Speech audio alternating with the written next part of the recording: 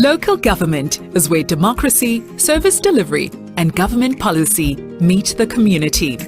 Municipal councillors are elected representatives of their local communities, are accountable to them, and must report on the performance of the municipality at least quarterly. Despite representing different political affiliations, councillors should work together in the interest of their municipality and community. The Municipal Council makes policies and bylaws, monitors implementation, and intervenes or takes corrective actions when necessary. The Speaker, as chairperson of the Municipal Council, upholds the basic rules applicable to all councillors and ensures that councillors follow the Code of Conduct. The Code of Conduct in Schedule 7 of the Local Government Municipal Structures Act, amended in 2021, requires that councillors behave in a responsible, transparent, and effective manner. Councillors should act in good faith with honesty and transparency, attend all council and committee meetings, declare within 60 days after appointment and annually in writing to the municipal manager all financial interests such as shares, directorships, business interests, sponsorships, and so forth. Councillors may not vote in favour of a resolution which conflicts with legislation applicable to local government, be in arrears to the municipality for rates and services charges for more than 3 months, benefit from property owned, controlled, or managed by the municipality, use their positions, privileges, or confidential information obtained for private gain or to improperly benefit another person, benefit under a contract for the provision of goods or services to the municipality, request, solicit, or accept rewards, gifts, or favours for voting or not voting in a particular manner, undertake other paid work if a full-time councillor without the consent of the municipal council, interfere with the municipality's management, administration, obstruct the implementation of decisions, and cause maladministration.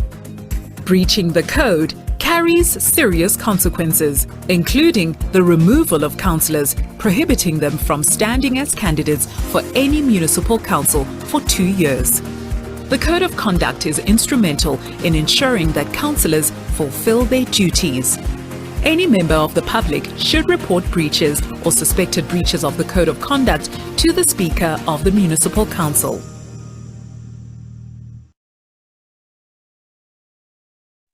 Good evening, everyone. Welcome. This is just going to be a quick setup and introduction as to what's going to happen as people, we hope to see more people coming through. So while we wait for that, I'm just going to go through some of the house rules, if I can call them that. That if you are not speaking, if you could remain muted at all times, just to avoid that any sounds that may come from your side, just to make sure that we don't get any disruptions during the meeting. And then just also note that the meeting is being streamed live on Facebook. So there are people that are on Facebook. I see there's about 11 people, or well, it's increasing by the moment. So like there are people on Facebook that are also watching us. So for people on Facebook, please remember that you can use the comment section to take part in the meeting. Just because you are on Facebook doesn't mean you are excluded from the meeting. You can take part in the meeting by obviously commenting on Facebook. And then, not lastly, but for people on Zoom, you will need obviously to unmute yourself before you speak. And then unless you've got any bandwidth issues, I would suggest that whenever you are speaking, that you please please do switch on your video as well. We do understand that bandwidth might be a problem, so the reason why we're asking for this is for Facebook purposes, and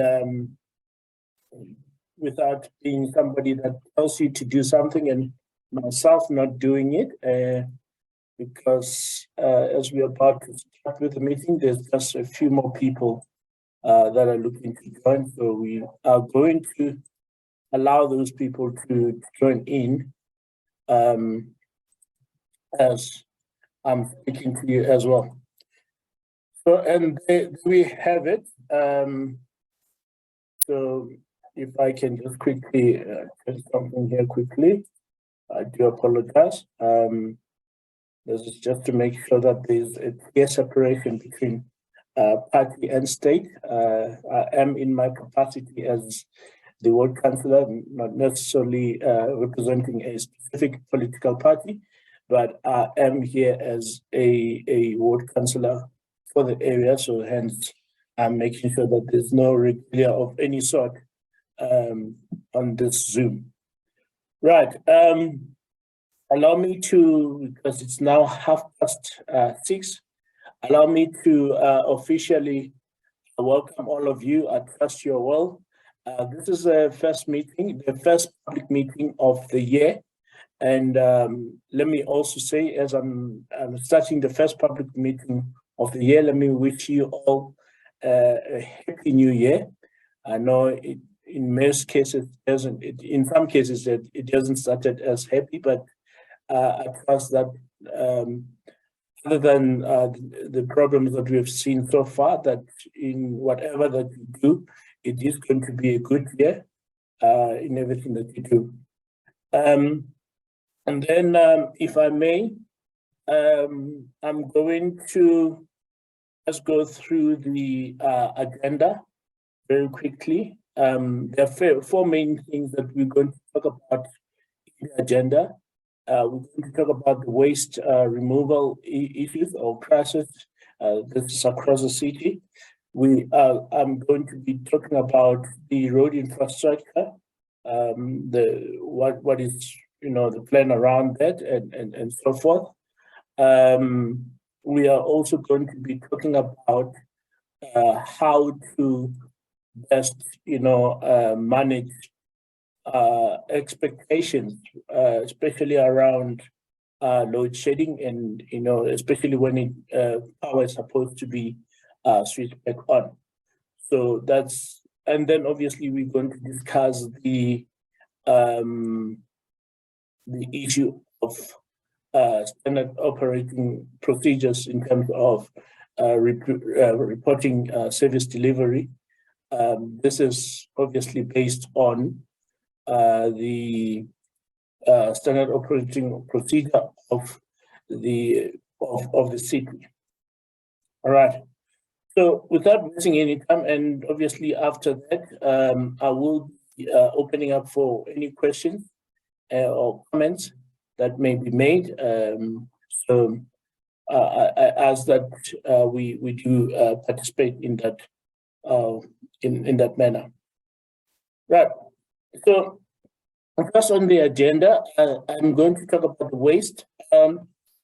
Firstly, the issue with the waste in the city is this: it's centered around the fact that the city of Ekurhuleni has experienced a number of breakdowns, especially with their trucks. And unfortunately, these breakdowns happen at a time where the trucks that the city has available, it's old trucks basically. And with the structure of council, so you've got the waste department, which is obviously the owner of the trucks and the people that actually use the trucks and the ones that are affected by the trucks. And then you also have the fleet department, whereby every single time there's a vehicle of council, either EMPD, waste truck, or any other vehicle of council that breaks down, it gets taken to fleet. Now, the problem mostly has been on the fleet side, the reason why it has been on the fleet side is that it has taken quite long to address. It has taken quite long to address in terms of looking at fleet. So that's why we find where we are. And one of the problems is that when a truck goes in, it could be a small thing like a battery that needs to be replaced. We see your Angus. You'll be given a chance to speak at a later stage. So that needs obviously to be taken through a process of tender. The good news about that is that all of that was done, all of those practices of taking small things like change of battery to tender, they are now being done away, because obviously we've realized that these things are the ones that are slowing down service delivery in most cases, but just about all the cases. And also what was picked up with the issue of trucks is the management from the wayside. And when I say management, it's not necessarily in Alberton. I think what I can tell the residents this evening is that one thing that we must appreciate as residents is that the issue is not only frustrating for all of us as residents, but even the depot manager, who has to make sure that the service is delivered at a certain time. Because obviously there's implications when a service is not delivered within a period of time. You might find the city being taken to court because of service not delivered within, I think it's about 14 days or so. I can't remember. I'm not quite sure. So that's where the frustration on his side is. So what the current council has done is that the HOD, who was the senior manager who was responsible for the collapse between fleet and waste management, has been taken on disciplinary action on a number of issues. So that disciplinary is obviously ongoing. We hope to see that action will be taken and the relevant people, and then we can then obviously appoint a council can appoint a new HOD that will actually do the job and make sure that the department doesn't fall behind as it has at this stage. So without giving you a promise that the waste issues will be done by tomorrow or so, in terms of citywide, this problem is likely to continue for a couple of more months. That I'm talking about citywide. However, in Alberton, I think we are fortunate, whereby this is the first week where we are starting to see the longest delay being a day, and it's not the entire place. It's literally, I'll give an example with Brackenhurst, for example. Brackenhurst was collected on schedule. Part of Brackenhurst was collected on schedule yesterday. And then the other part was completed today. Obviously, there's a couple of streets which are very close to Bracken Downs that were not collected from what I've seen earlier on today. So we are seeing where at most it takes 2 days to collect.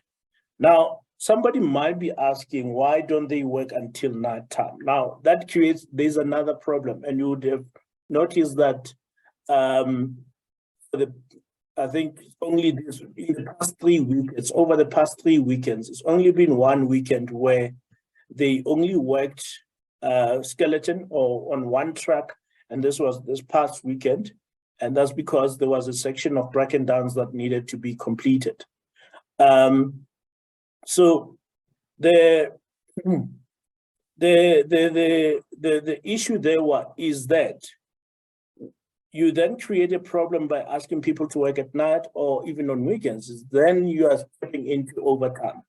Then more money is being spent from the city's point of view in terms of overtime.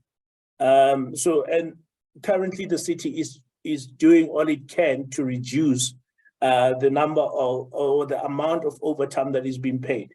So we don't want to find ourselves in situation where we just pay overtime willy-nilly. And I think that was part of the problem during December, because one, there was less staff. Two, you can only pay up to 40 hours of overtime or on a staff member in that month. So if a staff member really does their job up to 40 hours, I mean overtime, then they cannot get any more overtime. So that is where we are in terms of addressing the issue of overtime. And obviously, it does create a little bit of issues with the backlog. As I say, in terms of bracken downs, we are now getting to a point where we are normalizing. I'm saying we are normalizing and not that we are completely out of the woods, because, and the reason why I'm saying we are normalizing is because it will take us some time. As long as the city still has the issue, you might find that, let me use a quick example. You might find that currently we have 8 tracks, and tomorrow we might have 3 of those tracks breaking down. Then that sets us back a few more days as well. So we always have to deal with, if I can say, this moving target of trucks breaking down and into fleet. And thinking about the same thing is that one of the interventions that's also being introduced is that you may find that at certain points, let's say Edenvale, for example, let's say Edenvale is not due for collection on that day. Then the department is able to say, look, Edenvale, you're not collecting today. Can you please just borrow Alberton, your fleet, so that they're able to do the work today? So that's how it's being managed.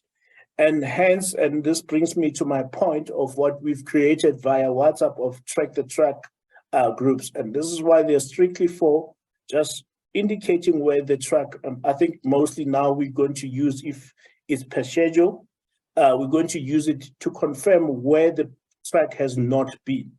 The reason why I say this is because at the end of every day, I think for the past 2 weeks, what I've done every single day without fail, especially when there was waste scheduled for brackenness or bracken downs, without fail, I would call the depot manager to find out exactly what's happening. How many trucks does he have available? Can he do the entire area, or he can tell me, no, you'll only be able to do a portion.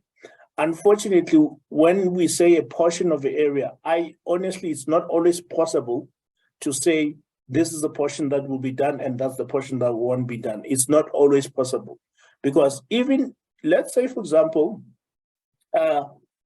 we do disclose that Letaba Street, Musselport, Ballard Street, and all of those streets will be done today, and the rest on the other side, Bendo and so forth, will not be done. It could happen that we might have resources. Let's say, for example, you're in Bendo and we told you, look, they're not going to collect by you. You might actually find yourself, the truck coming to your street and your bin is not outside. And we also trying to avoid that. But also, we don't know when the truck can get full in terms of, waste collected. We're not sure when the truck can get full. So if the truck is full, it has to go to the landfill site. And unfortunately, we're using a further one.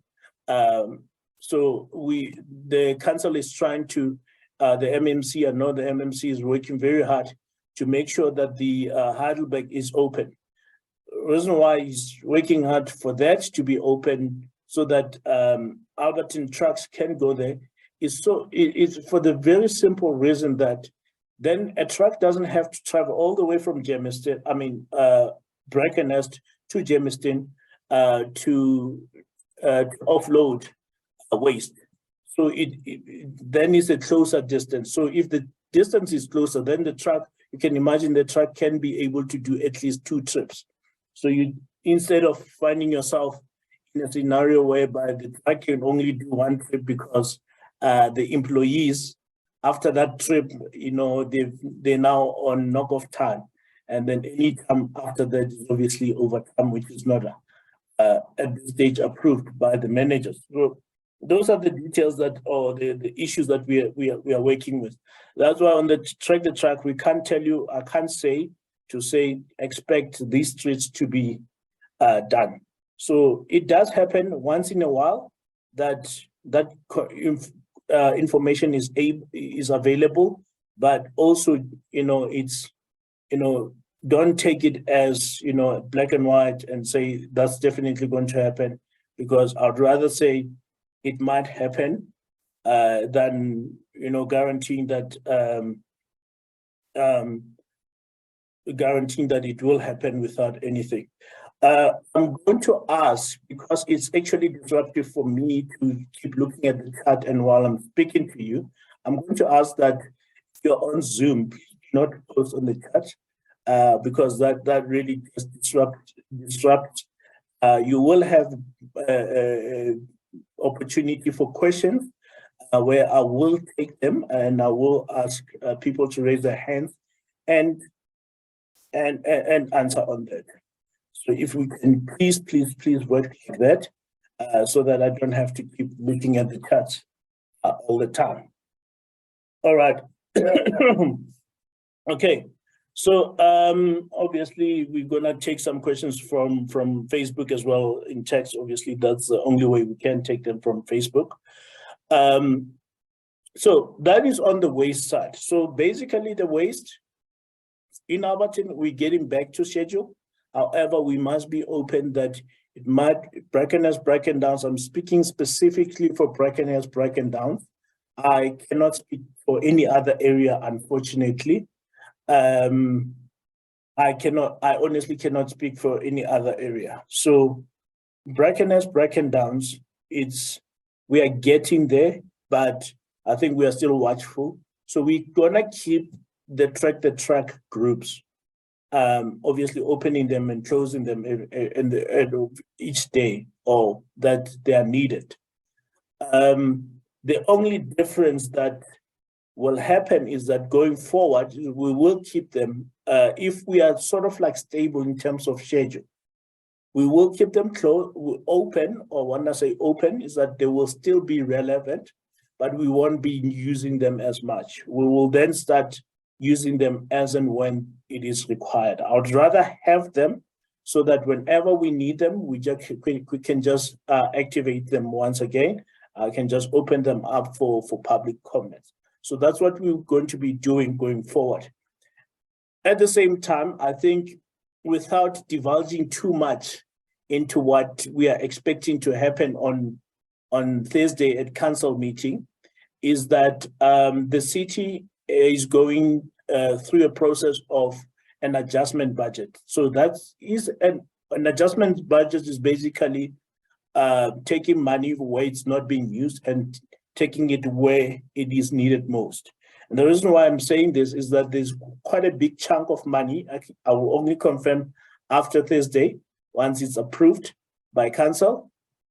A big chunk of it will go towards procuring new trucks for the waste department. Because even in my conversations with the depot manager, it is quite very clear.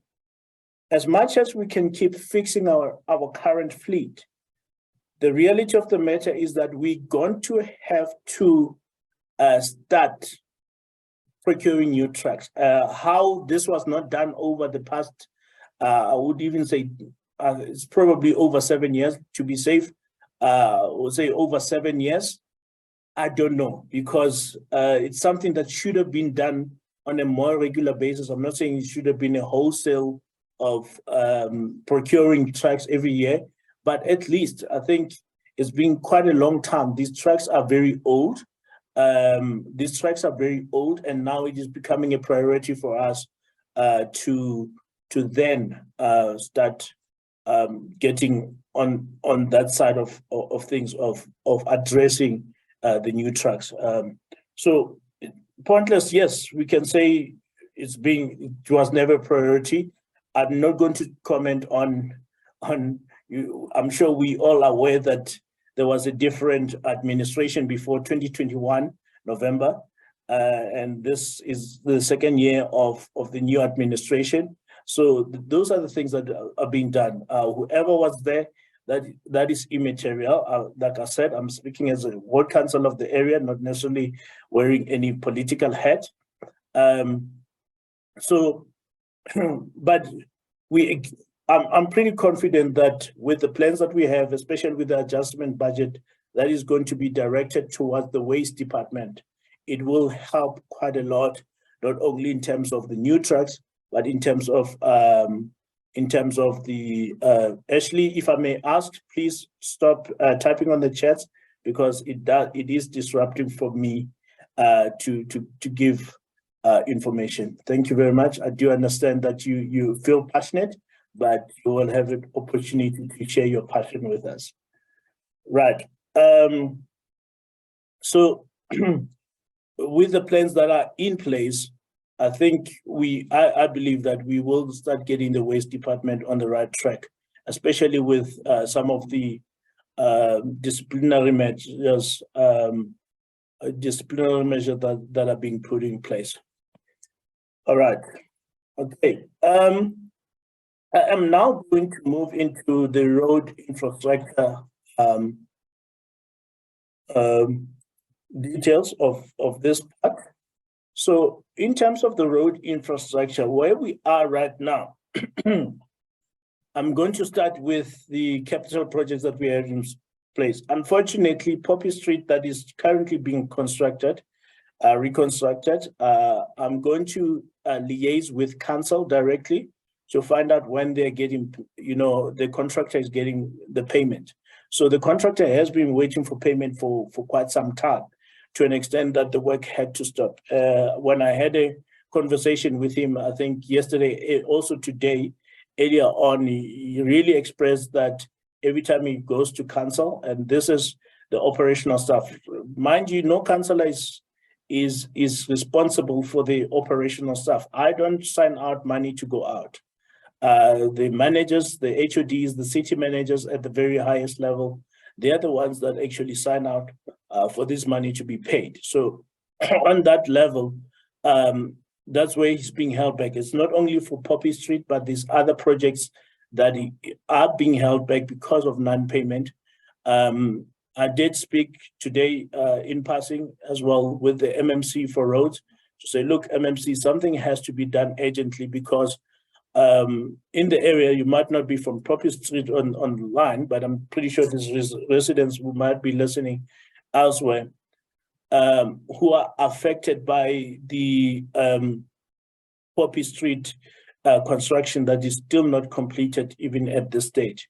So on that one, I know there was a halt on capital projects, but that didn't include new existing projects. So his project wouldn't be one of them, because he had already started, so he has to continue with the work. I think it's only fair that he does continue with the work, and we can all be, well, the residents there can all be happy with the newly constructed road.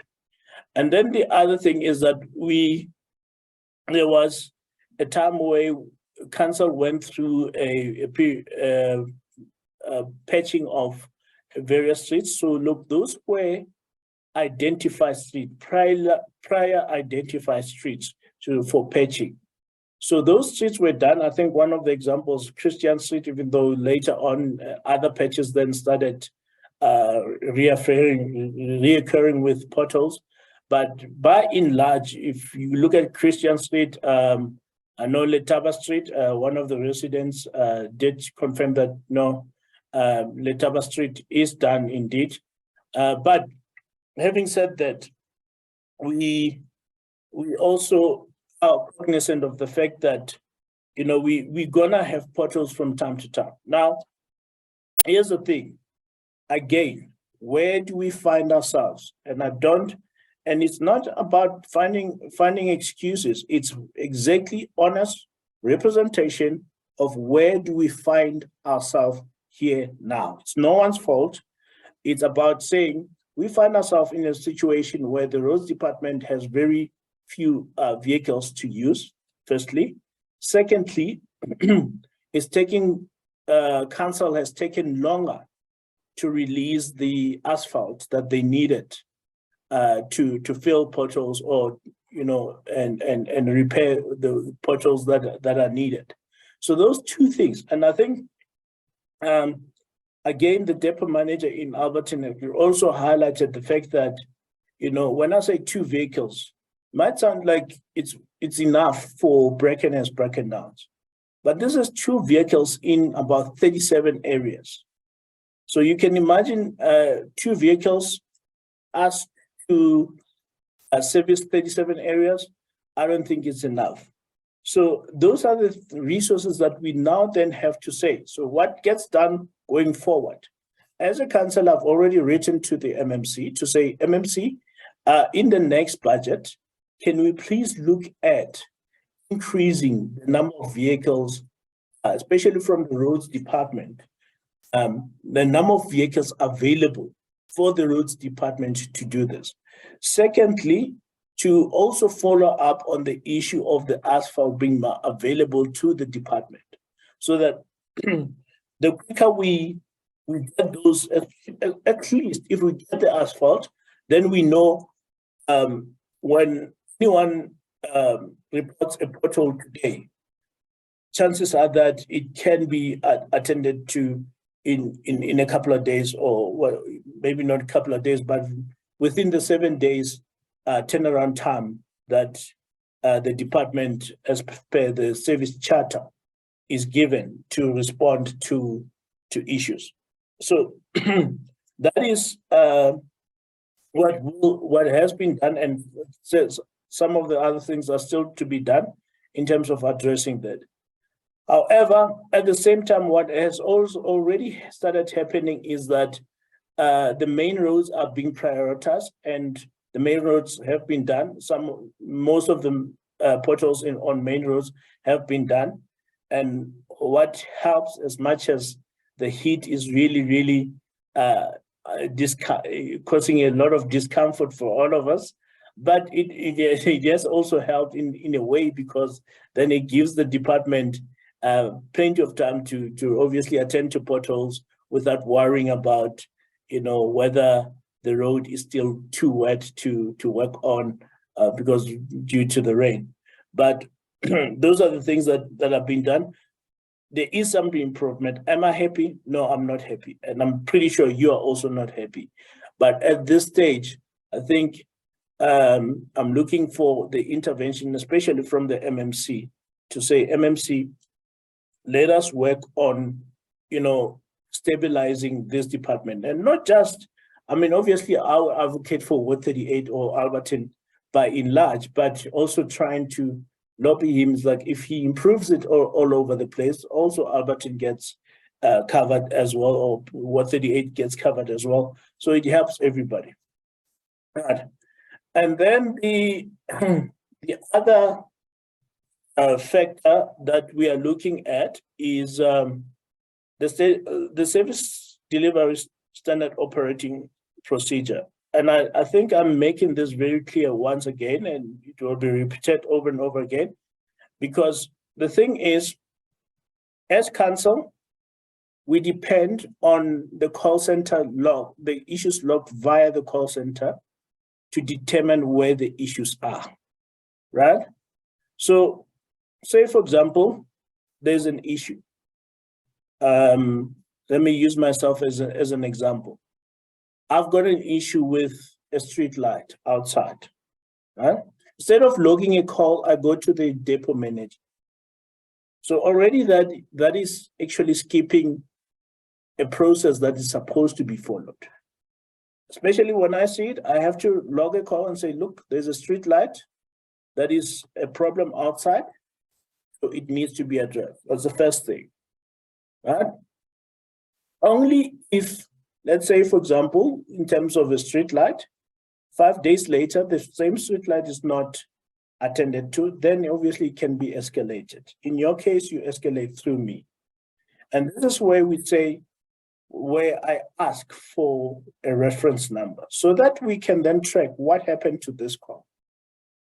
Where is the problem here? I know currently the departments and myself, we are trying to really get the call center management to sort out the issue of closing calls. For example, earlier today, somebody tried to report a street outstanding with waste, but they still had it open from the previous time. Meanwhile, in between, that street was done. So somewhere, somehow, the call center has to respond to that. And the reason why the call center is the standard operating procedure is so that it gives counsel when we do budgeting. These are the things that get considered as well. Say, right, I'm going to allocate money, a lot of money to, say, for example, electricity department. Does the calls logged through the call center tell me that I need to do that? If the calls through the call center don't tell me that I need to do that, then fine. I'm not going to have the budget. Okay? If I don't have the budget, then it becomes problematic going forward for all areas. So if it becomes problematic for all areas, then we all can't have a sufficient budget to deal with these things, right? Now, there are days where I can then say, okay, right, here's an issue. It is an urgent matter. We can send it through even if it's just logged now. And I can tell you right now, what you don't see on the other side is that sometimes I have to plead, say, look, this is very urgent, but then I have to motivate why is it urgent. I'll give you an example. One of my, nemesis in terms of officials from water, I literally can even say, listen, I know the call was logged 10 minutes ago, but please, the sewer, the only time I can get away with it is if sewer is literally in the yard. But if sewer is outside, you will tell me straight, Councillor, you know the turnaround time. And I think these are the things that what we are doing right now is that to make sure that we make sure that you, the resident, understand those things, and so that we have a good way of working between myself and yourself. And that also ensures good governance. So, and I'm very passionate about good governance. You can't have one standard this side and the other standard that side. Because the one standard of like saying, okay, maybe I see Tsidiso, sorry, you're the first name that I see. I say, oh, Tsidiso is reporting. Even though they don't have a reference number, I say, oh, officials, go and help Tsidiso, right? But then on the other side, when another resident comes, I'm like, well, or another resident doesn't even think of just coming to me without a reference number, goes through the process of calling the call center, getting a reference number before they can come to me. Now, on the side of Tsidiso, she might or he might be very happy that that was done. But the fact of the matter is that in the behavior of that issue, that was a corrupt way of dealing with the matter. So the proper matter is that let's all follow the standard operating procedure. You know, there are times where you can motivate and say, look, this is the scenario, this is why it's urgent. Then we can look at the urgency of it. But by and large, let's try and use that. And I'm very much open to like say, I have actually even escalated issues as far as the city manager's office. In fact, to her WhatsApp directly, where residents were not assisted in over a period of days, especially with electricity. So I'm saying this so that you also understand. I saw something pop up about infographics. So that's something that will happen in good time. What was, oh yes, load shedding, the last one. Okay. Load shedding. So residents, I think with load shedding, I'm going to ask residents that after the schedules switch back on time, I usually receive calls literally 5 minutes after the time. And I have advised residents to give it about 30 to 45 minutes for the switching back on to happen, because that's exactly what I've realized is that it does take up, well, before it used to be up to 30 minutes, but I've now noticed that it can even be up to 45 minutes. So obviously after an hour, that's where you can like say, oh, let's press the red button.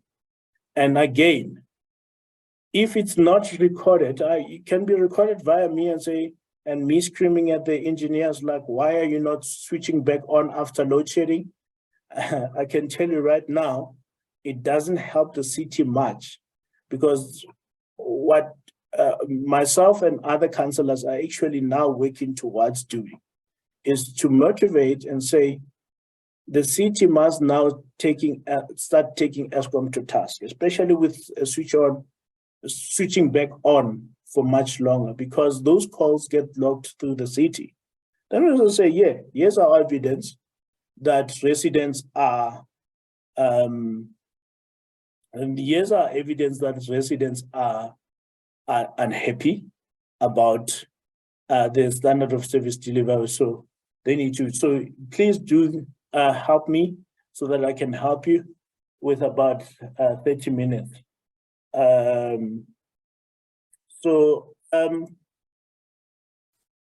What I'm going to do is I'm going to take a quick break, and then we're going to go through all the questions and comments from Facebook as well from yourself. That's how we're going to deal with it. So after this quick break, I just want to, make sure that, just refresh my thought quickly before we can go on. Thank you very much.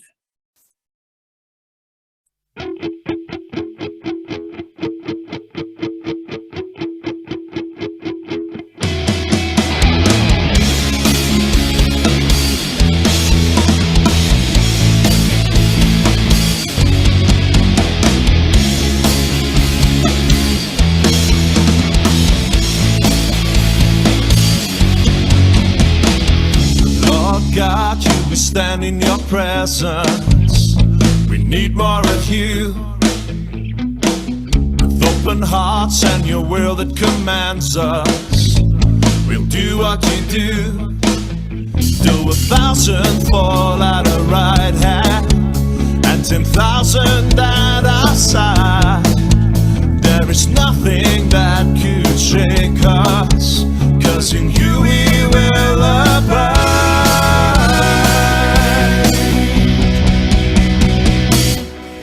Nothing's gonna stop us now. We are the people of God, and this is His hour. Lifting up the King of Kings, to you our praises we bring. Jesus.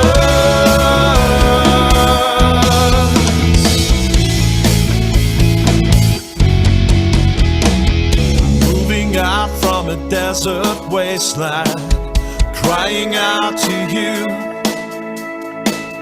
holding on 'cause we promised people, we know your word is true. Though 1,000 fall at our right hand and 10,000 at our side, there is nothing that could shake us, 'cause in you we will abide.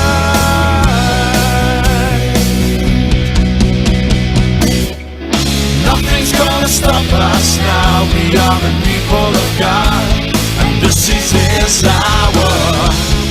Lifting up the King of Kings, to you our praises we bring. Jesus.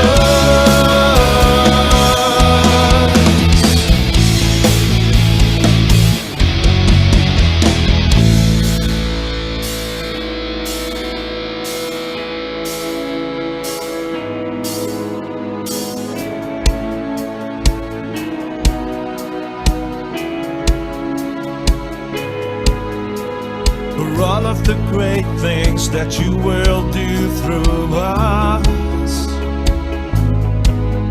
We will lift you up, Lord God, we will lift you up.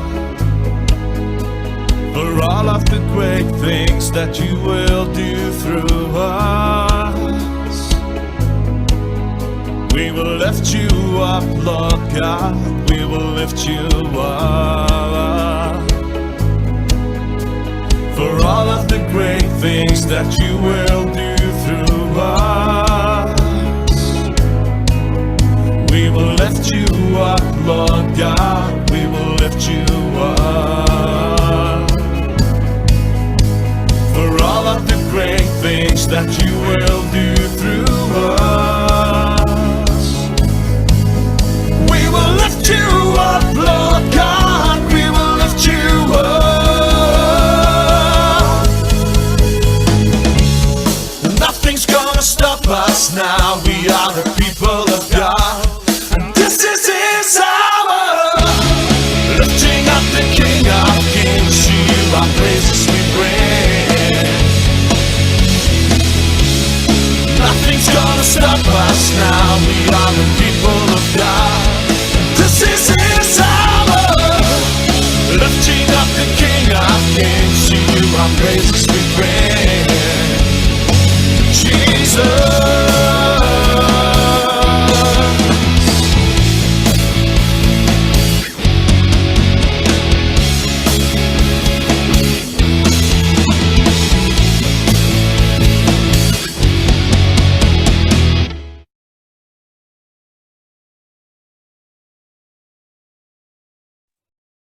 Hey, thank you very much, everyone. So we can now continue. How we're going to proceed, what I'm going to do is I'm going to start by taking every question, comment, and take every comment that is on Facebook.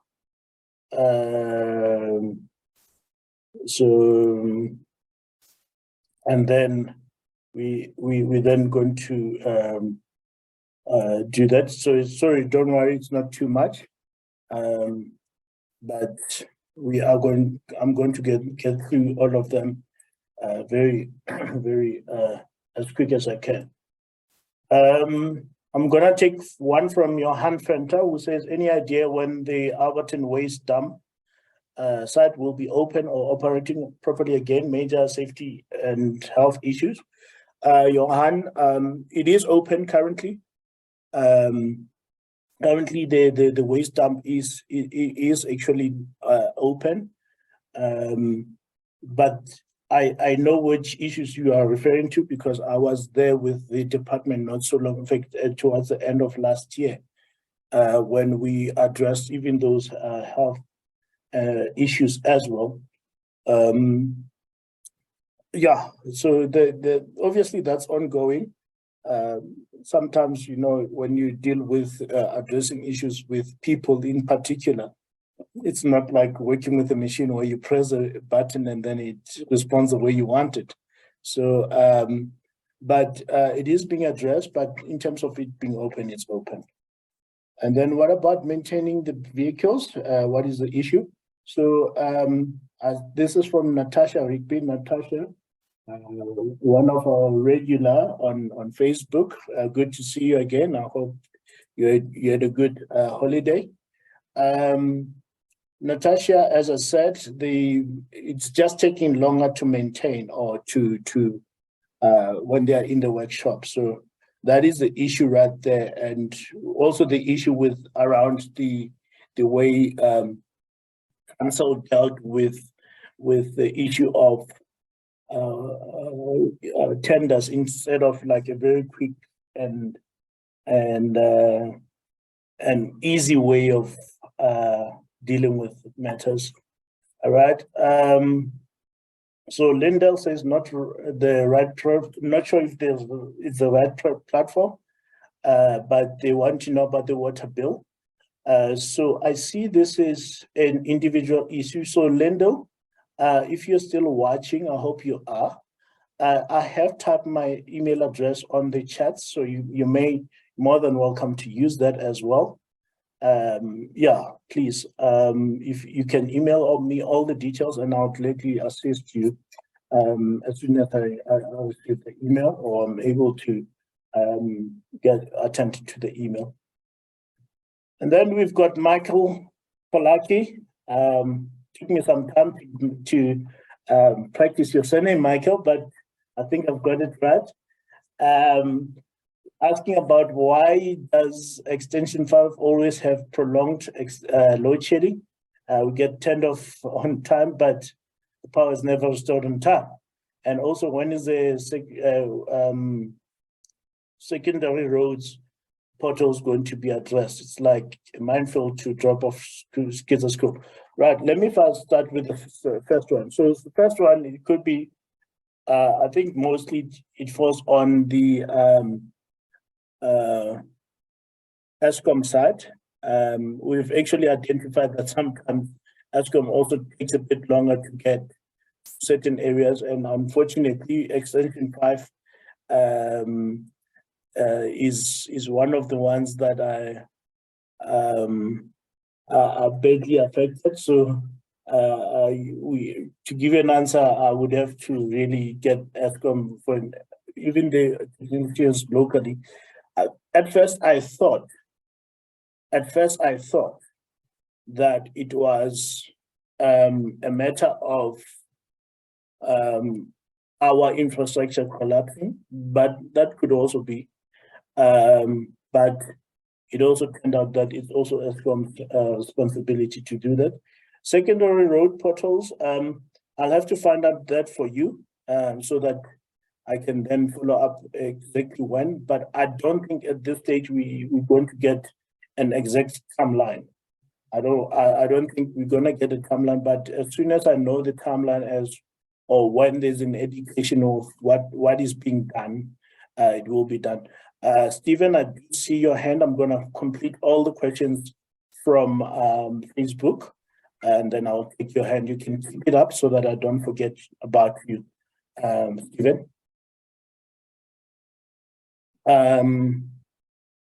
Right, and then Natasha, obviously the portals. I think I did go through the portals issue in terms of some of the dynamics that council is dealing with, right? Okay, Daryl Peterson, so Penn-Doring Street. Okay, I thought it was Sud Doring, but like it's also get a similar problem as yours. So, Daryl, the recurrent sewage, obviously, it happens a lot of times, especially around rainy times, especially when there's rain around. It happens not just at Penn-Doring Street, but on various other streets. In terms of the sewer infrastructure, currently council is busy with the design work of the upgrading of the sewer infrastructure. What I have done through finding out from the community as well as the ward committee is that the sewer infrastructure upgrade has been the #1 priority on our IDP. That is our big project or capital project for each year. So it's moving slowly, but I hope that in the next financial year, we actually see a bigger movement than what we've been seeing now, so that you at Penn-Doring Street don't have to have perpetual or very frequent sewer blockages. So especially during the rainy season. Okay, and then Michael, good to see you. I'm glad you joined us online, Michael. So Michael, asking about the cutting and general decay of grass. So what I'll be doing in the next couple of days, I'll be sharing the schedule of where grass is going to be cut as provided by the department. They did give me that. They took a little bit longer to give me that, but I'm glad that I finally have it so I can finally get it to you or share it with you. But I also want to encourage Michael. You would know, as a very active member of About, I'm glad you're here, that you can also log these through the call center, and then we can obviously take them and be addressed in that manner. Okay, let me just quickly scroll down here. Okay, street lights. That's Annalicia Paul. Annalicia, you going? Yeah. Oh, Henny Alberts. Okay, I will follow up. I know there are some residents that have indicated street lights on main road as well as short copies. Obviously, that depends exactly where on short copies. But I will have to follow up. If there are any other main street, what I'll be doing is that I'll be sharing a Google form, not this week, but in the next week, where you can also indicate to me where the issues are in terms of street lights, so that we can obviously even record that and send through to the department, and ask the department to respond on tangible evidence, if I can call it that, on tangible evidence in that regard.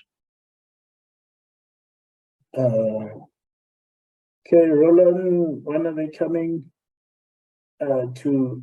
So Maryland Street is one of the secondary roads. So I think those are the things we got. And here's another thing, because as a councillor, I then have more leeway in terms of escalating through to higher offices where there's reference numbers. For example, if Maryland Street is starting to get long, I think I got that through Karen at some point.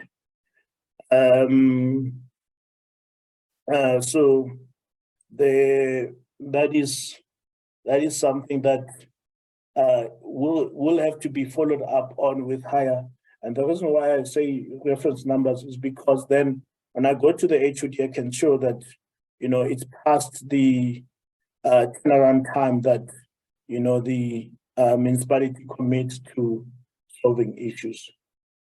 Okay. Okay, so Lyndall, obviously, Lyndall, you've got my email address there. You can send that. Okay. Right. Okay. Okay. I think Natasha was commenting on the others.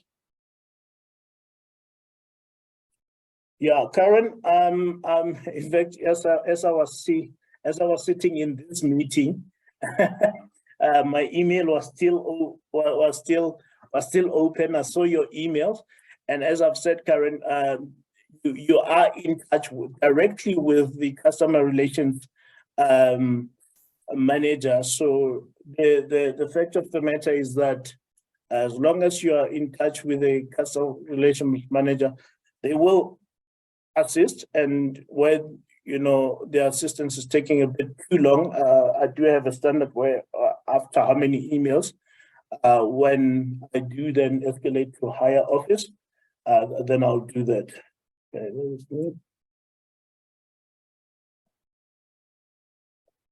Okay, Rimac, I think Rimac is also online, but Rimac, increase of services, but not delivery. I think Rimac, I wouldn't want to get into the debate because, I often think about this, like say, it's easy for us, from where we stand to say there's no non-delivery.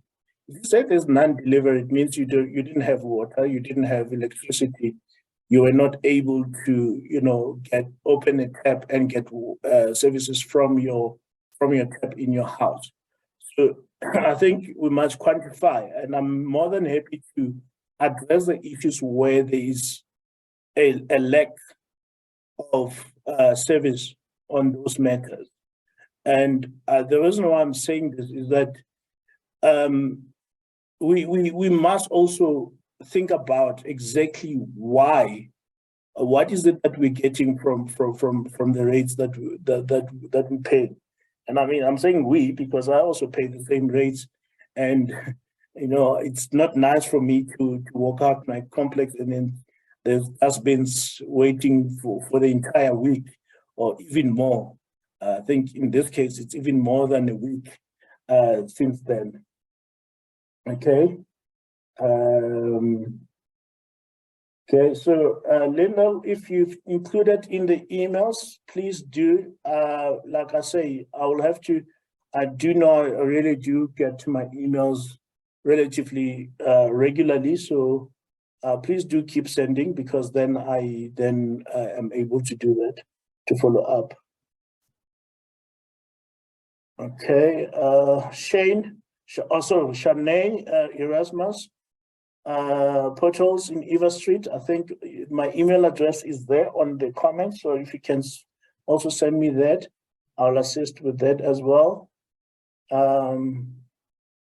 Okay, Ravi Govender, I think Ravi, you may have sent me an email. Please do also follow up through email, especially with that reference number of yours, because I can guarantee you now, as much as we're going to have this meeting and we're going to be done, it's going to take me a much longer time to get back to all the comments and the reference number, especially in your case, the reference number. So if you can send that with a reference number as well as the address of where that is required, then I'll gladly help. Okay, and then the serious situation in Lower Brackendowns, it's in a different. Okay, I think Jean-Pierre Tate, I think it's the same issue that I've addressed with Penduring earlier on.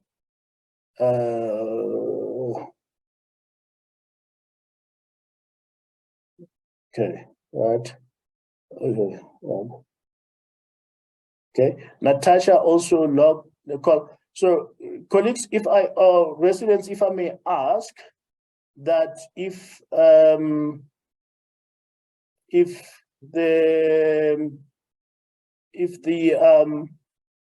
issues that are still outstanding, also, especially if it's issues that were reported before, if you can just follow up with them, and then I'll definitely chase after them.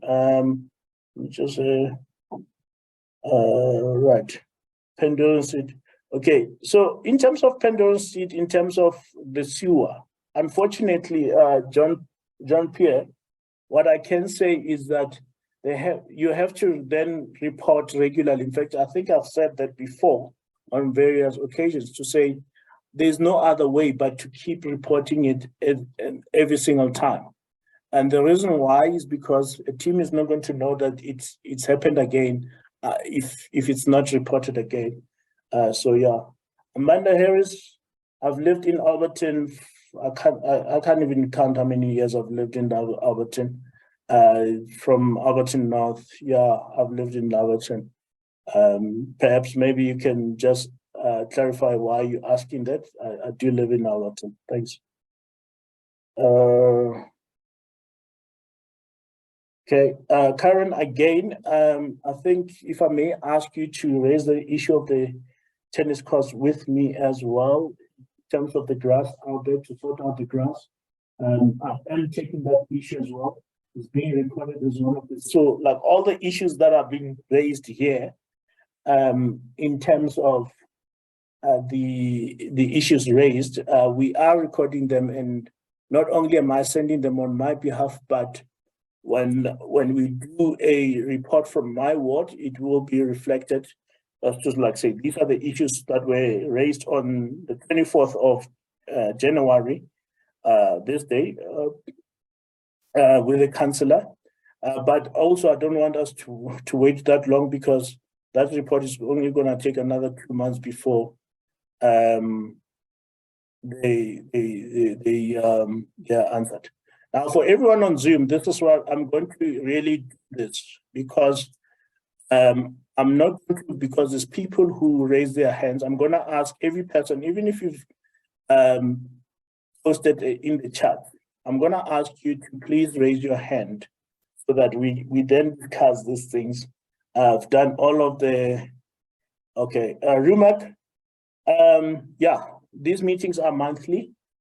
So like in these meetings are monthly, but however, for public meetings, we don't do the matters arising from the previous minutes. Those are done through the what's this, ward committee. But any resident also in the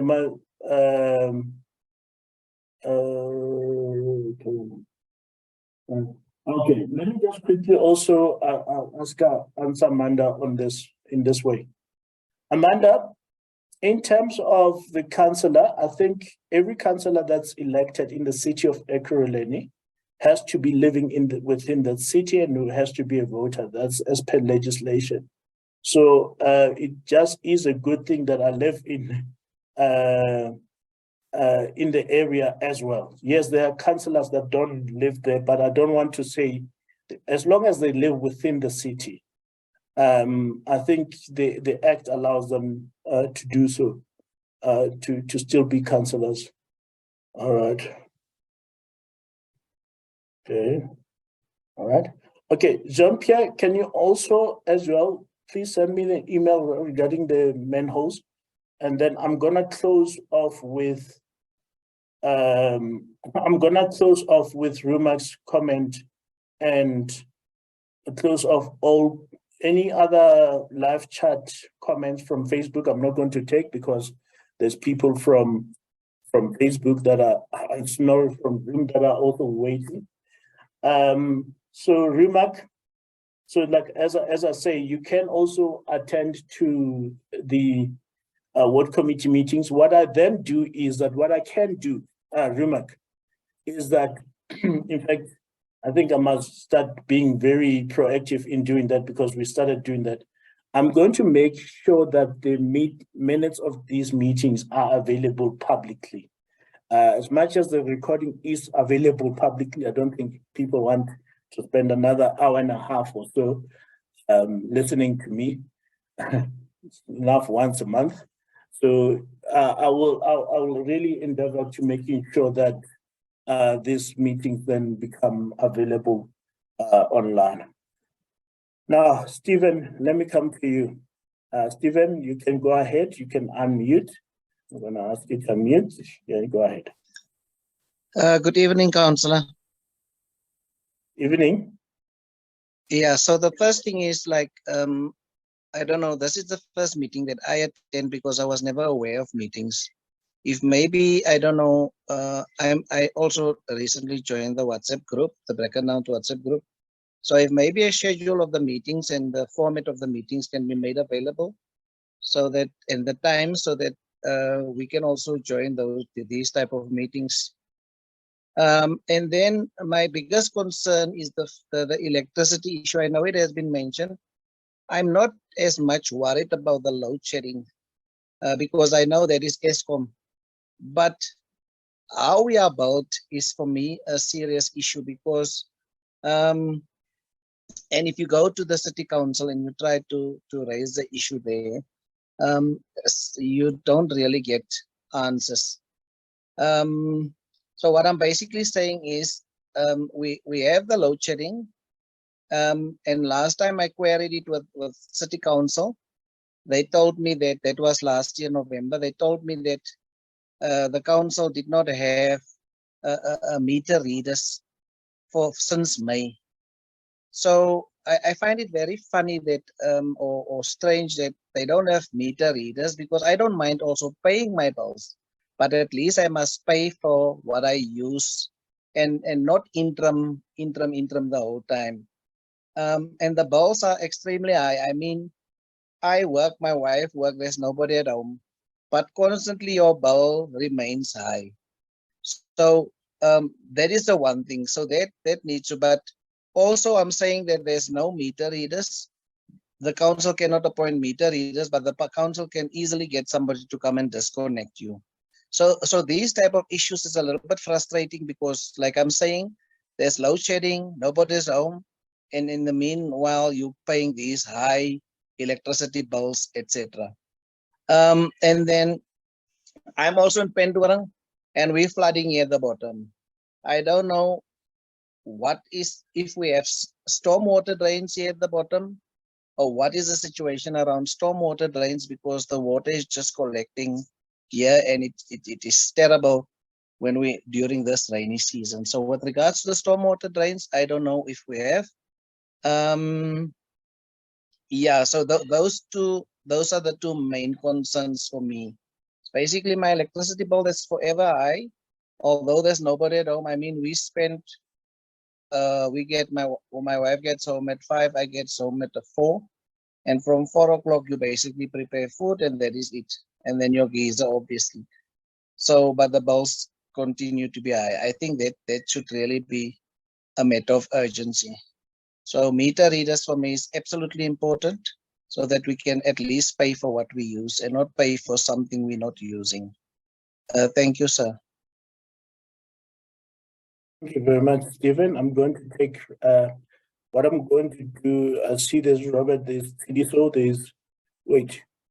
Robert, I'm going to do this story. The reason why I'm taking Tidiso is because I saw she dropped off and then came back. I'm gonna take Tidiso because she was, I think, he or I don't know.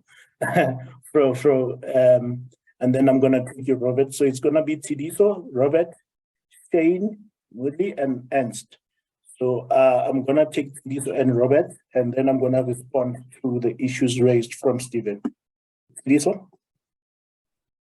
Thank you, Councillor. I have sent my comments on the chat, but the reason why I was raising my hand is so that you do not forget them and look at the issues. You mentioned the issue of infographics. I think that will help us a lot, because then we don't have to be asking you the same question over and over again in different platforms and fora. But if you can have the infographic, Yahoo, this is what you do when you want to log a call about this, and this is the follow-up and how often it's supposed to be done. The issue, the potholes, this is the procedure, and this is how long it takes. These are the timelines. This is who's responsible for it, so that we don't pin things on you that are not necessarily your responsibility. And then finally, I had sent you an incident log reference number in November already of a street light that's not working, that's just outside my house. I have not had any feedback. I must, however, indicate that other incidents that I had logged have been closed and closed successfully. This one is still outstanding. So in so saying, I'm thanking you for the work that you are doing, but I think we can do a little bit better. Thank you. All right. Tidiso, maybe if I can, I will respond to, yeah, if you can just also follow up on the November one, then I'll really appreciate.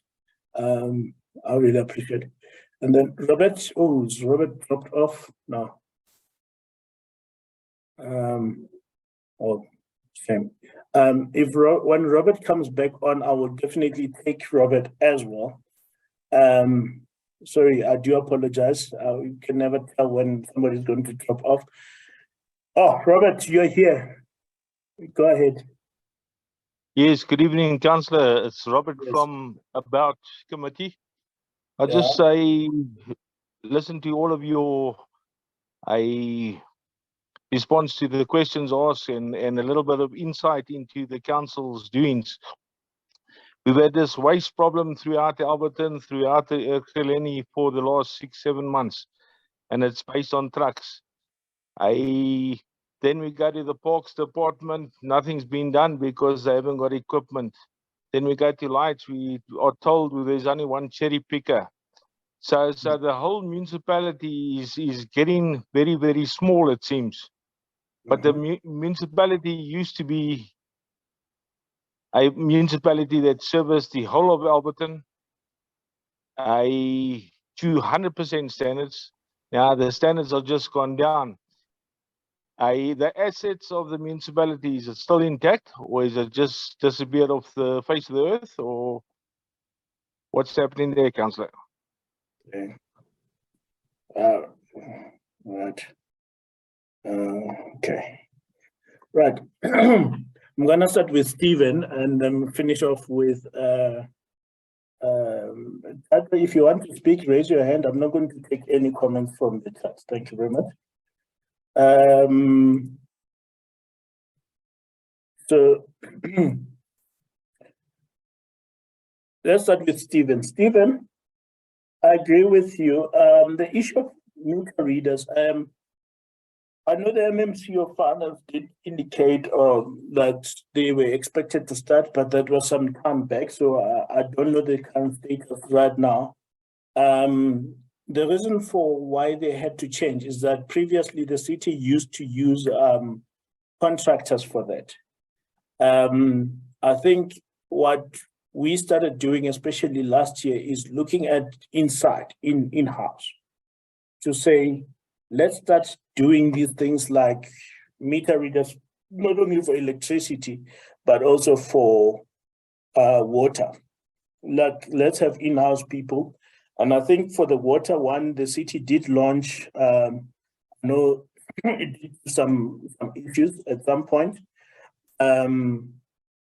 It did give some issues at some point, but in terms of the water, you can also log on to the app. And I think there's an email. I'll have to find those details once again so that I can circulate. I think that's in line with what CDSO said. Ask that I do is that all those infographics be made available. I will look for all the information and make sure that all that information is done. So that's the one thing. And then, the meter readers. Pandora Street, I think Pandora Street is, this has been an issue from 2016 when I first became a councillor in the area. Well, I realized it was an issue since then. So, as I said, because we're talking the sewer infrastructure in the entire ward, it's actually, the problem is higher level areas. So the Pandora Street gets the, all the problems from higher lying areas because they are the lower lying area. And then that's where they clog up to. But at the same time, I think you raised a very important thing, what I've never asked. And this is why it's so valuable to have these meetings, is because when we have these meetings, we are then able to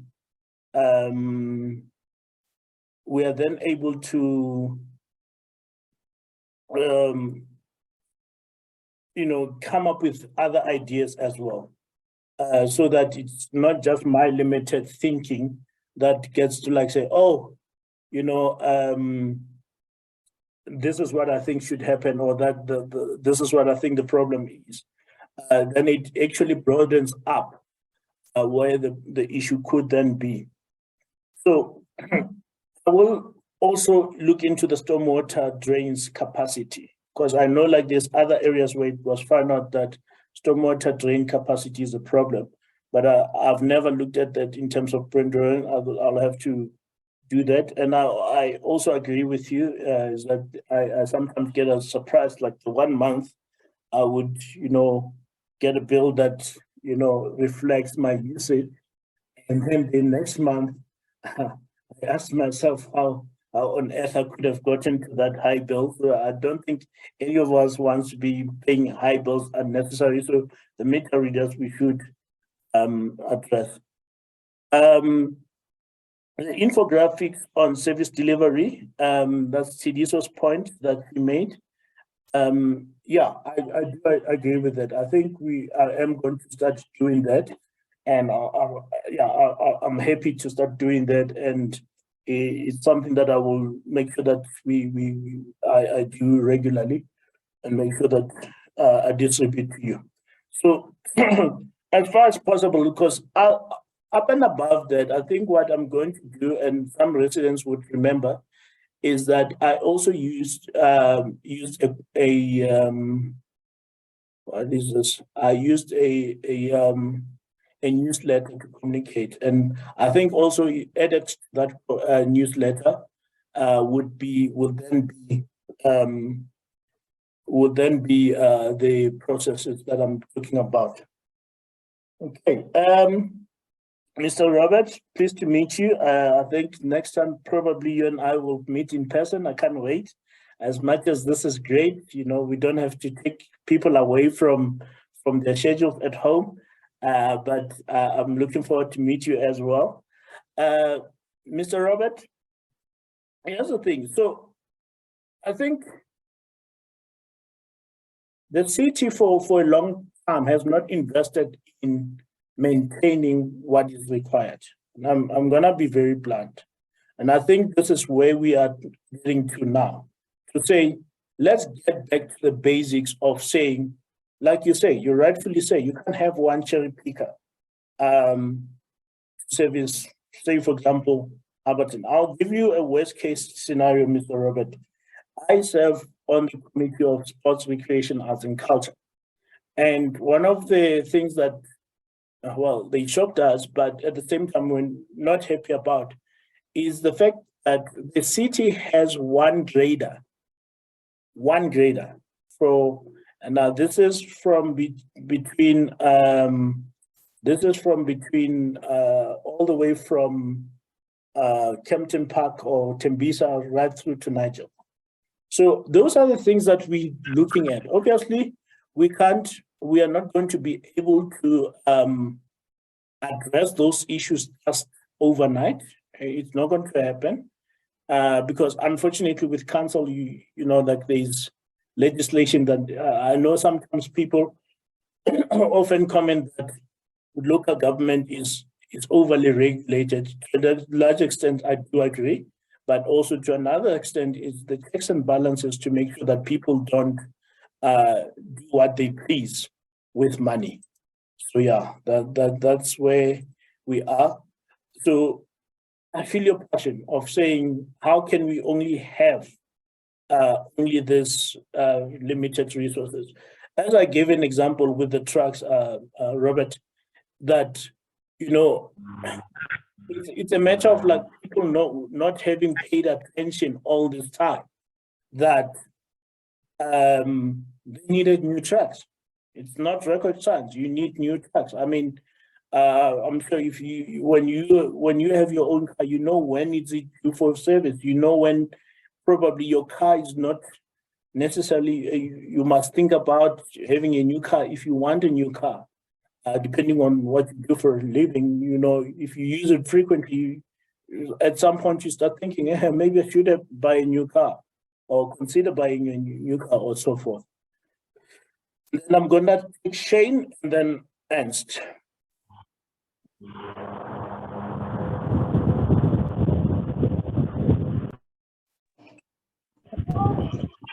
Good evening, Councillor.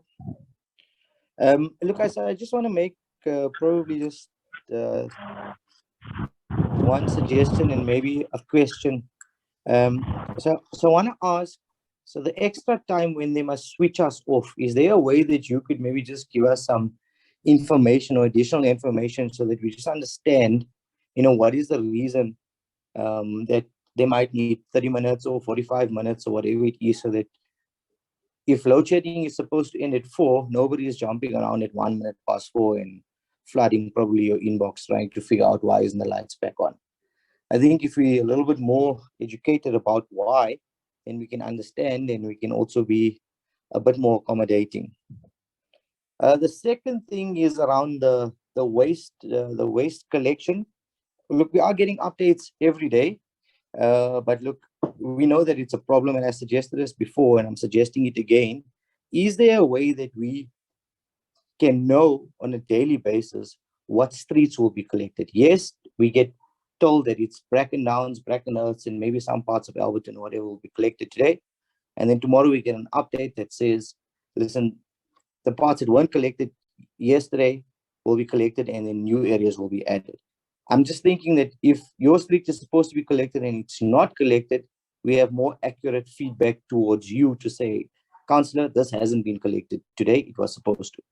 And then the third thing I want to find out is that if you pay your rates a day late, you're sure to find a I think, a late payment fee on your rates bill for the next month, or whatever bill your municipality bill for the next month. So what recourse do we have now, since the collections is delayed the way it is in terms of waste? Because we're also paying for the waste to be collected. And I think that's my point. And also just from my side, thank you for creating the platform so that we can raise these issues.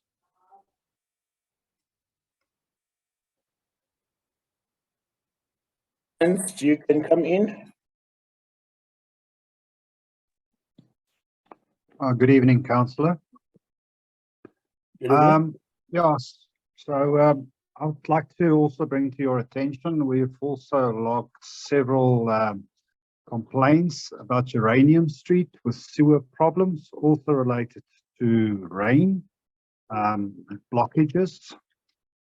This has been an ongoing problem for quite some time. The residents know about it, and every time it rains, we have these blockages, and every time the city comes out, we get the same excuses.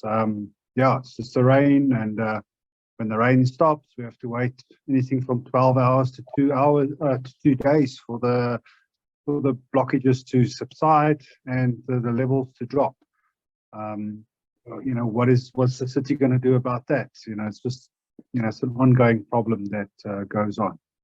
And then secondly, the other thing I want to ask is, yes, again, what is going to be done about water readings? I'm new in the area. I mean, they've never read my water here, so I've never had a bill. What do I do? I mean, at some stage, I'm going to get some form of a bill. I'm just paying in advance at the moment. So what's going to happen? So yeah, that's what I have to add at the moment. Thank you. Yeah. Thank you very much. Let me go back to Shane. I think it was Shane who spoke about. I'm gonna start with your second part. Okay, let me start with the first part. So, Shane, the 30 minutes is what was explained to us is obviously because of the load that these substations carry. So they take up to 30 minutes to, obviously go either off or on. So when it goes off at 4 o'clock, the switch off actually started at 3:30. So that's how it's been done. So the switch off started happening at 3:30. So that's why the electricity is able to go off at 4. And then let's come to 6 o'clock now. So they would obviously need to start switching back on at 5:30. I still have to get this understanding from Eskom directly myself, because I have asked them before. They didn't quite give me a satisfactory answer. They alluded to the fact that,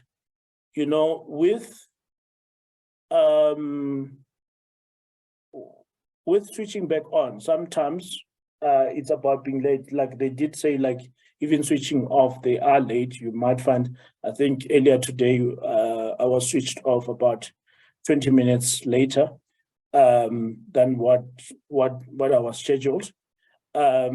So they did allude to the fact that sometimes you find that the technician has to move from between 2 places, and that's why it's late.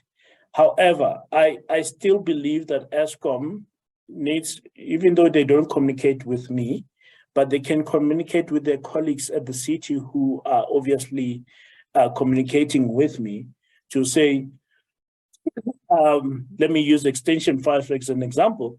Sorry guys, we are only starting to switch on now. Power should be restored, in the next 30 minutes, or this person is running late, or whatever the case may be.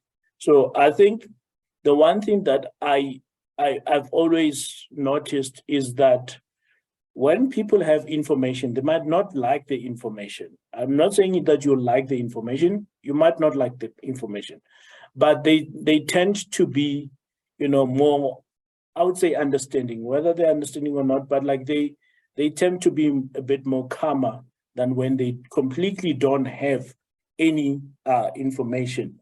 So that's the 30 minutes. Obviously, the actual switching back on and on. I'm not a technician, so I did take their word for it when they said that's how long it takes the machinery to go on and off.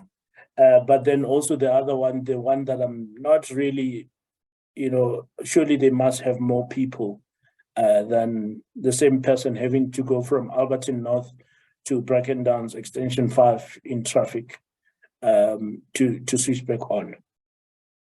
And then, so I did refer to the issue of the streets and why it's a challenge. Look, I can try, but I can almost tell you this thing, is that it will not always be shared, because usually it's a matter of like, we need to just make sure that there's a portion. But what the Track the Truck group has also helped me with, even without that information, is that, for example, the streets that were collected today, they were the streets that were started with last week. So then, yeah, so like that's what happened. And then later on, you then go to the other side where you'll find that the areas then switch. So like I saw that trend where they would switch between areas to like say, okay, we collected this side first, we then did that. So I think Track the Track, it even helps me from that point of view to almost anticipate. If they say a portion, then I can sort of like preempt. But then if I'm going to communicate that, I'm going to have to make it very clear. Make it very, very clear that there is something that that is being expected, not necessarily that's definitely going to happen. That's why I just say a portion, and then if it's a portion, then we then ask people to confirm which side. Then if you then start reading, okay, Letaba Street, and I'm on the other side of Bracken Downs, you can always almost work out that I'm unlikely going to be collected. I think it's only been once where they've communicated which side they're going to pick up. But the streets, I don't want to promise you that I will start doing that. It's a good suggestion, but I'd rather, be on the safe side and make sure that I can, live up to what I tell you than, telling you something and knowing fully well that it can happen. But I'll definitely ask the depot manager if he's able to do so, because remember, he's also not on the field. It's the truck drivers and the supervisors. And yes, it has happened a couple of times where the truck drivers or the supervisors indicate they're going to be somewhere, and then the next thing they just decided to turn around and go to our south without telling anyone. So that also happens. Yeah. And also, I think, like I say, we are in communication. I do send him all the streets at the end of the day to say, these are the streets that are not done. So then we can look at that. So Ernst, the Geranium Street, actually, that's where the increasing of capacity is going to take place. Remember earlier on, I spoke about the design work happening there. Geranium Street has been identified as that area that needs, where the capacity needs to be increased. That's why I think at this stage, I'm at the point of wanting to tell you the timelines and following up with departments to say, when is this happening? When can we expect this? Where are you with this? The last time you said you're busy with this, how long is it going to take you? Those kind of things, so that I can also then relay that to you. I know Geranium Street's on the group there. It's been an issue for quite some time.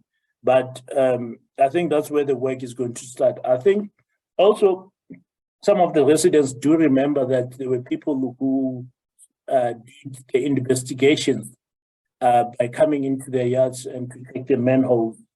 That was one of the first starting points of the whole thing, because remember, council had to decide with the ongoing sewers. And when I say ongoing sewers, it's literally impacts everywhere. So it starts by Geranium Street where you are, and it really literally ends at the bottom of Pandoran Street. So council have then had to identify actual places where we will address all of these issues. So that's the first thing. Secondly, they had to say, okay, do we need to build a secondary sewer line, or can we increase the existing pipe, or put another pipe so that we can increase the capacity? So those are the two things that happened. I think that's where the answer is going to come in terms of Geranium Street. I'm talking as if I'm an expert, but hopefully in the next meeting, I will try and get, let me really speak to an MMC to try and get an expert that can even answer those questions. Because remember, I'm answering on the front of saying, these are the reports that I asked before coming to this meeting. And some of the things you asked, I didn't ask like this one, but I will get the experts to explain all of those processes for you. But let me just also make a note here, invitation to other people. Yeah. So that they are also part of these meetings, and then they can give us, the technical or the thorough responses. As much as I have a briefing with them, I think you'll even get more value out of that. I hope that answers you. Okay, colleagues, residents, as I've said, I try to keep these meetings up to 8 o'clock. I know we all have work tomorrow, and we've got all sorts of things the next day. And this is where I would love to end the meeting. Okay, Shannon, due to load shedding. Okay, so the recording would have all the chats, but if your questions were not related to service delivery, obviously in the report I won't include it, but it will be included. I don't know. In fact, I don't think it will be included anyway, because I saw something about 106. I think there's a Ward 38 meeting. I never liked comparing myself to other areas, because I see other councillors as my colleagues and not my competition. So those comments, I don't think they're gonna find any expressions anyway. But as I said, if you're on Zoom, you are given the latitude to post. Shannon, if you posted anything service delivery specific that needs to be followed, it will definitely also be captured. I do try and make sure that these are recorded. Rimat asked about, oh, sorry, Shane, I forgot about your recourse. Yes, now I see it on my, let me not even go away without doing that. So your recourse, Shane, I'm going to be honest with you, as a councillor, it's illegal for me to actually even say to you, you must sue the city. It's actually illegal. But the recourse that you have, the first step that you have is the people that can give you that direction is the Waste Department, to say, look, I feel that you were a week late, and and this is how you impacted me. I still had to pay this on time. Because you go to waste, because finance from a financial point of view, when we as council approve a budget, we approve it based on revenue collected or that is expected to be collected. So if if waste department is not going to deliver on time for whatever reason, I think there must be they should be able to guide you as to what is your recourse. Sorry, there's somebody from Blessbook. As I said to you, if you are on Zoom, you do have a chance to raise your hand and speak. That was given. People did raise their hands and they spoke. I did very much, I was very clear on that. And as I say, the chats will be captured as long as they are service delivery orientated. So I think that was made very clear during this meeting. So yeah, as I said to you, Shane, so like the recourse that you will have is to engage with the department directly, because that's where, as a councillor, I cannot cross the line because I will be interfering in the work of the administration, which I'm not allowed to do. I should not do in any case. But my advice to you is that you can visit the department. They should be able to help you. I know as councillors we are working on, we are actually considering that being a policy itself, because currently the only policy that exists is a matter of, it's literally speaking to when you damage your car with a pothole, on a pothole. So obviously that doesn't cover that. So yeah, but remark in terms of the minutes, when you can expect the minutes. I can't give you the date because I then depend on the ward coordinator who assists in capturing the minutes and so forth.